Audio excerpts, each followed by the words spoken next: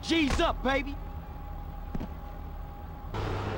So imagine Grand Theft Auto, but remove the guns and adult themes and everything rated M for mature and replace it with The Simpsons. What you get is The Simpsons Hit and Run.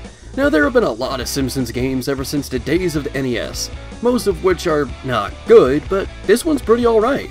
It's one of the better Simpsons games, and shows that not all licensed games were terrible. Get your tail back here, mister! You blind? Strange things are going on in the town of Springfield. Stranger than usual, that is, as black vans are all over town, robot wasps are watching the people, a strange soda called Buzz Cola is released by Krusty, and Bart goes missing and loses his memory.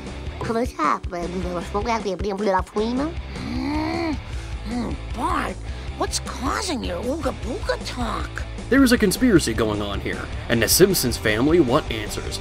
They go all over Springfield doing tasks for the people and racing from one side of the map to the other to find out what's happening. The writing is similar to that of the show at the time, so take that for what you will.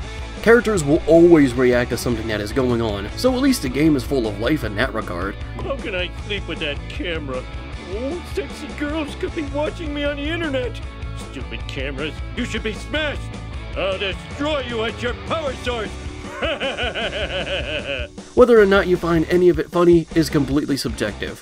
For me, it's entertaining enough, but not necessarily laugh out loud funny. Minus one part where I was messing with cheat codes and this happened. Save me, Duckman! Oh, I think I broke something. The game is split into 7 chapters, and with each chapter, you take control of Homer, Marge, Bart, Lisa, and Apu. Oh, so that's why they don't want to remaster this game. Thank you, horrible man. There are 3 maps to explore. Well, technically 4, but that one's a redesigned, smaller version of an earlier map. The maps include the suburbs of Springfield, downtown Springfield, the harbor, and an alternate version of the suburbs inspired by the Treehouse of Horror specials, personally one of my favorite Halloween levels. During each chapter, you must go find a character and do a mission for them, whether that be a race, a fetch quest, a chase, or a getaway.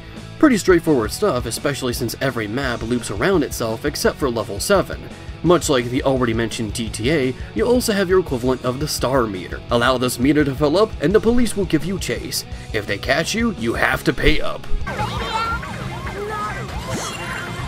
I'm not sure if it's just me or the vehicles I tried doing some of these missions with, but it feels like the physics while driving is off. Don't get me wrong, the vehicles themselves control well enough, but it's far too easy to lose control and slide all over the place, especially when the game expects you to do sharp turns. Holy hell! I am so embarrassed. It also doesn't help that many of the AI driving the roads get in the way way too often. Sometimes it feels like they're deliberately trying to get in your way. But the same thing happens in other games like this, so I suppose it's more of a flaw with the genre rather than the game itself. At least the AI can slow your opponents down while you're trying to chase them or the police are after you. Many time-based missions are really stingy with how much time they give you, especially later in the game. It took me multiple tries to beat some of these missions, and by the time I finally did it, it was barely just within a few seconds. And with these vehicles sliding a little too much, it can make for a very frustrating experience. No, no, no, no, no, no, no, god damn it! Don't! I'm just getting into the groove. But the game is fun to mess around with. Much like GTA, it can be fun just to drive through these maps and see what you can do. You can also get out of your vehicle and run around and kick people. The destruction! The mayhem! The pain you can cause upon the innocent. That is what makes a good GTA clone. But there's no bone crunching or death, so what's the point? But when an NPC gets kicked or hit by a car, they don't die. They just flail around and slide across the map, which can be entertaining on its own. You're in danger!